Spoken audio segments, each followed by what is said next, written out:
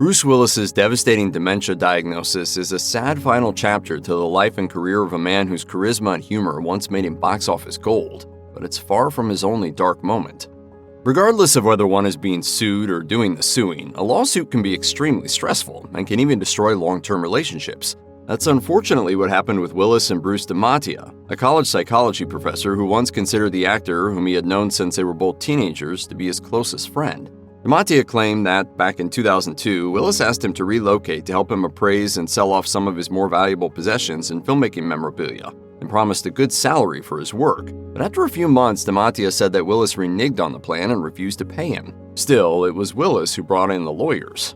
In August 2006, he filed suit against DiMattia, accusing his ex-friend of extortion. According to Willis's court filing, DiMattia was driven by jealousy and greed. As a result, he allegedly told Willis that he'd go public with potentially damaging information about him unless the actor bought him a car in addition to giving him $100,000. A settlement was reached in January 2007 before the case went to trial. In a statement, Willis's publicist said, "The filing of the lawsuit by Bruce Willis against Bruce DiMattia was based on a regrettable misunderstanding and was based on misinformation." It may be surprising that a megastar like Bruce Willis hasn't taken home an Oscar for his work, but it's true. Willis's most prestigious awards to date are the pair of Primetime Emmys he won for the series Moonlighting and for his guest star role on Friends. Did you hear what I said? I don't want you rehearsing with us. Sure, I heard you. I just don't believe you. The emptiness of his trophy case is surprising considering Willis's resume. He played a small but memorable role in Pulp Fiction, which was nominated for the Academy Award for Best Picture and won the Palme d'Or at Cannes. Whose chopper is this? Zed's. Who's Zed? Zed's dead, baby. Zed's dead. His most famous role outside of action flicks was in M. Night Shyamalan's The Sixth Sense, which garnered 6 Oscar nominations, but none for Willis. That's not to mention his appearances in critically acclaimed movies 12 Monkeys and Moonrise Kingdom. And yet still no nod from the Academy. Willis explained to GQ, "I don't think about it too much. It just always has seemed whimsical to me to think about it. You don't get an Oscar for comedy, and you don't get it for shooting people. You get it for novelty, for being fascinating to watch in some character role." Willis was never so much as nominated for an Oscar, but he's received plenty of attention from the Golden Raspberry Awards. Also known as the Razzies, they're the flip side of the Oscars. Voters hand out prizes to the film performances deemed the worst of the year. The organization nominated Willis for dubious honors 7 times between 1992 and 2021, and he won twice.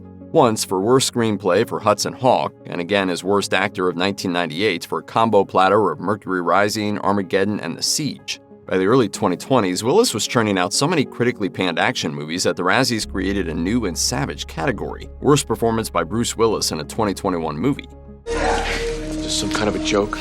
The actor's work in American Siege, Apex, Cosmic Sin, and Survive the Game was singled out, just to name a few. Less than 2 months later, Willis's family disclosed that he was retiring from acting after being diagnosed with what they then believed to be aphasia, a condition that had been negatively impacting his health for some time, limiting his ability to understand and interact with the world. The next day, the Razzies called off the Willis hate with a statement reading, "After much thought and consideration, the Razzies have made the decision to rescind the Razzie Award given to Bruce Willis due to his recently disclosed diagnosis. If someone's medical condition is a factor in their decision-making and/or their performance, we acknowledge that it is not appropriate to give them a Razzie." The 1991 box office bomb Hudson Hawk was quite the departure from what made Bruce Willis a megastar.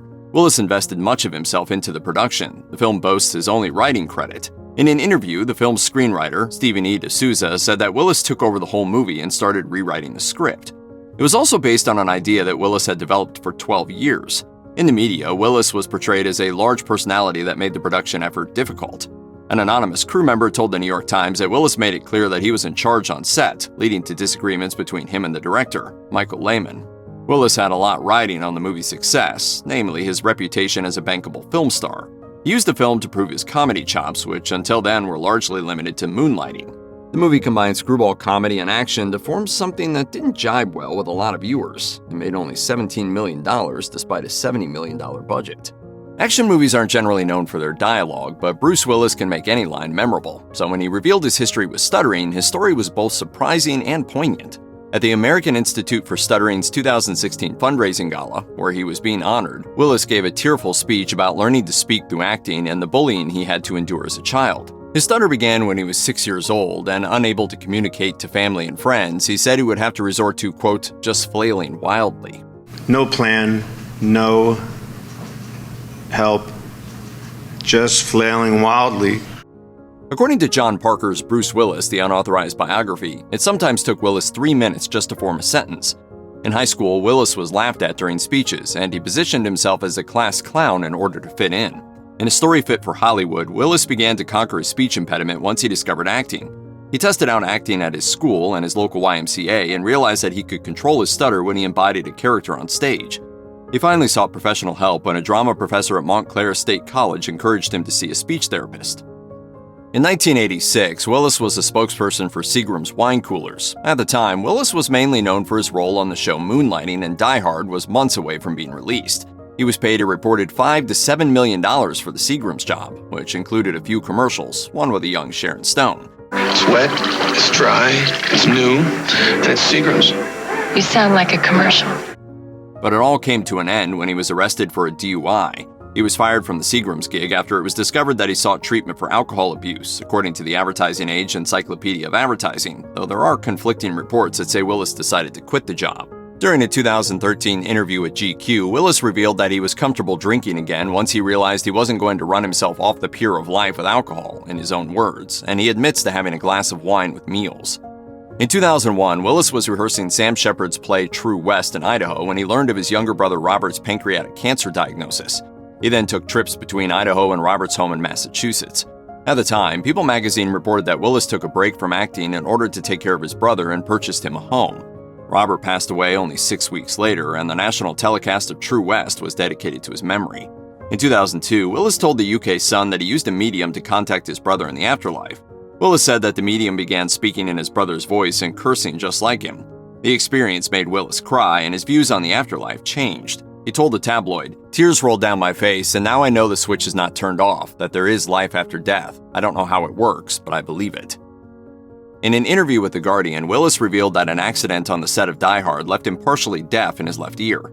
Rumor Willis, Willis's eldest daughter, elaborated on her father's condition in a 2013 interview with WENN, saying his hearing loss is due to a scene when he shot a gun off next to his ear. She also said it affects his ability to do interviews. Willis had received criticism for appearing uninterested and awkward during interviews.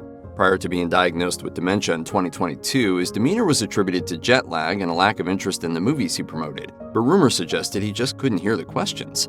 But Willis would experience worse on-set conditions while filming 2003's Tears of the Sun. Willis was struck on the head during a pyrotechnics explosion, which led him to sue the production studio and a special effects worker a year later, according to The Guardian. The lawsuit claimed that he suffered extreme mental, physical, and emotional pain, required medical attention on set, and would require further treatment in the future. You. Go see the medic. Okay. Bruce Willis and Demi Moore were once one of Hollywood's most prominent power couples. They met at a movie premiere in 1987, and Moore's date for the evening, Emilio Estevez, grew jealous at the way Willis looked at her, according to Showbiz Cheat Sheet. They tied the knot that same year in a wedding that was officiated by singer Little Richard. It was the start of a romance that carried them for 20 years together and yielded 3 children, but it all ended in 2000. I just look at our marriage like the Sixth Sense. You were dead the whole time. Moore wrote in her 2019 autobiography Inside Out that their marriage became strained due to philosophical differences. Moore was a working mother with a successful career, and Willis longed for a more traditional dynamic where he was the breadwinner and Moore would stay home with their children. Their views clashed when Moore was offered a role in a film that would have taken her away from home. Meanwhile, Willis had to be on site in Europe for his film Hudson Hawk. Perhaps desiring more stability at home, he told her he no longer wanted to be married. However, she also credits his request for a divorce to a desire for more freedom. Willis had a more simplistic answer for their split. Things change. In an interview with Rolling Stone in 2000, Willis explained that their public-facing marriage was also difficult to maintain and, quote, was under a huge magnifying glass all the time. Most of Bruce Willis's recent films have been direct-to-video productions with Willis in glorified cameos so that his name can be used in press releases and on the film poster. It's called the geezer teaser genre, a marketing ploy by obscure movie productions that hire film stars past their prime but whose names still hold weight.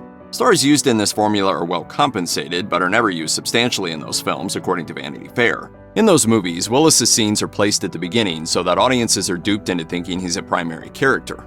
Willis only has 7 minutes of screen time in Hard Kill, 9 minutes in Extraction, and 10 minutes in Survive the Night. These direct-to-video films have been panned by critics, but they've earned Willis a series of huge paydays, since producers use his name and image to rake in the bucks in international markets. Willis was usually paid around $2 million for just 2 days of work, according to the Los Angeles Times. Bruce Willis's breakout role was as David Addison in the popular 1980s TV series Moonlighting. Opposite him was Cybil Shepherd, who played his love interest Maddie Hayes. Their on-screen sexual tension had fans rooting for them to get together, making them an early purveyor of the popular will they, won't they romance trope. But their off-screen chemistry was a different story, and according to co-star Curtis Armstrong, the two actors couldn't stand each other. Body doubles were used so they wouldn't have to be near each other, and they couldn't bear to make eye contact. Shepherd's pregnancy made tensions worse, since the schedule was shifted to accommodate her and Willis was forced to work longer hours. When the pair had to film a scene that featured an argument between their characters, it devolved into an actual argument. The cause of their feud remains a mystery, Armstrong said in his book Revenge of the Nerd. Bruce intimated to me that there had been one disastrously ill-conceived thing between him and Cybil early on in the show's run. While not going into explicit details, he made it clear that that kind of mistake was one I should be sure never to make. Additionally, Willis's fame grew significantly 4 seasons into the series with the release of Die Hard, which may have hampered his relationship with Shepherd. It reached a point where it was no longer fun. Shepherd would later joke about their strained relationship in Willis's Comedy Central roast, noting that the two hadn't spoken to each other in 30 years. In 2015, Bruce Willis made his debut on Broadway. He already had stage experience during the early years of his career and a few productions throughout, including True West, but this marked his first time on The Great White Way. Unfortunately for Willis, the reviews were dismal. He played the lead role of author Paul Sheldon in the stage adaptation of Stephen King's Misery. The play was meant to be a thriller, as Sheldon is held captive by a rabid fan and must rewrite his book in order to save his own life. But to critics, Willis lacked the intensity and energy required for a character writing against time. Entertainment Weekly wrote that Willis played the role with a flatness and passivity that feels too inert. A Hollywood Reporter described him as disengaged, and the New York Times labeled him vacant. He was also criticized for using an earpiece to feed him lines when the play was in previews. This came shortly after he was reportedly fired from Woody Allen's Cafe Society because he couldn't memorize his lines. In early 2022, Willis stopped acting and adopted a more private life owing to his initial diagnosis of aphasia. In February 2023, the Willis family released a statement explaining that aphasia was no longer the appropriate descriptor for the combination of health issues he was facing. And it's really shown me to not take any moment for granted. And I really do think that we'd be best friends. Willis's diagnosis was adjusted to frontotemporal dementia. This relatively rare condition is most often found in patients under the age of 60. You know, your frontal lobe is like how we show up in the world, and our temporal lobes, that is communication. Eventually, FTD eliminates the ability of a patient to verbally communicate. As of now, there's no known treatment. By August 2025, Willis had continued to decline. His wife, Emma Hemming Willis, told ABC News, "Bruce is in really great health overall, you know? It's just his brain that is failing him." She added that she wasn't entirely sure if her husband recognized her or their 2 daughters anymore. When they say that this is a family disease, it really is. It was around that time that the family moved Willis into a separate residence where he could receive around-the-clock medical care and not upset the lives of his children. Hemming Willis shared, "I knew first and foremost Bruce would want that for our daughters. He would want them to be in a home that was more tailored to their needs, not his needs."